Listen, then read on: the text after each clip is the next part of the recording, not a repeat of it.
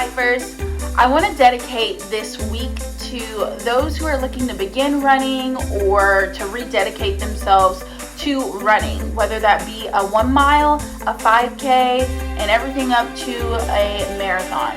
After that distance, I really have no idea how to help you, so I'm here for the beginners. So I hope that you tune in, you subscribe, and that you even share.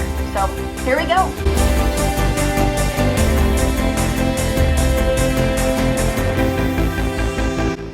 As someone who's always been pretty athletic, I still didn't understand why people ran distances. Like, how could you do that? Just run for no reason. Of course, I had to run a few laps for sports and everything that I played in, and even 2 miles for the Army physical fitness test. But beyond that was always beyond me. Like, I don't know. But for the past 2 years, I really found a newfound love for running, for all of it, for the stress that it alleviates, for keeping me healthy, for allowing me to see and breathe in my surroundings, for learning a little bit more about my neighborhood and seeing my neighbors, pretty much everything. So today I want to go over step 1 of your running journey, and that's goal setting. A lot of educators and thinkers understand and know that goals have to be SMART. And we know that SMART is an acronym. So the S in SMART stands for specific. So when you're setting your running goals, think of something specific that you want to achieve. Are you trying to do a half marathon, a 5K, a couch to 1 mile, something like that? So be specific in what it is that you want to do. Not just, I want to be a better runner, or I want to be able to run distances, but what specifically is your goal? The M in SMART goals means that it needs to be measurable. So how are you going to measure whether or not you're getting this goal complete? And if you're moving along in the goal, are you completing all of your weekly runs? Is that the way that you're going to measure it? Are you going to be able to run farther or faster? Or is the completion of that run going to be your measure? That run meaning the run that you signed up for, or the run that you're trying to get to. The A in SMART means attainable.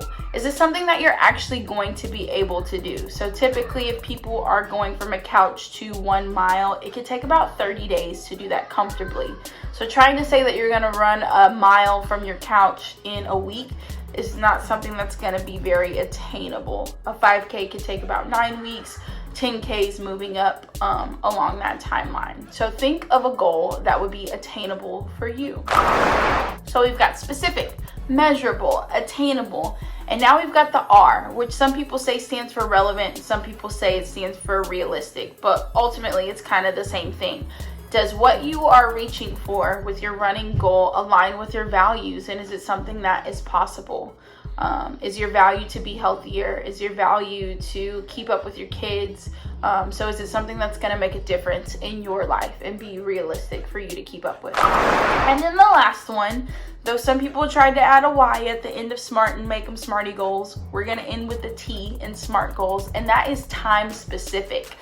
That pretty much sums together everything with this goal, especially when it comes to running. When do you want to hit this timeline by? Because that's really going to determine what is going to be successful for you. So take this time to set your SMART goal. Setting that goal is really going to determine your training plan, your motivation, and even your equipment. So I challenge you to set your SMART goal for running, and then as we move on throughout this series, you'll learn a few other things about running before you get on your running journey.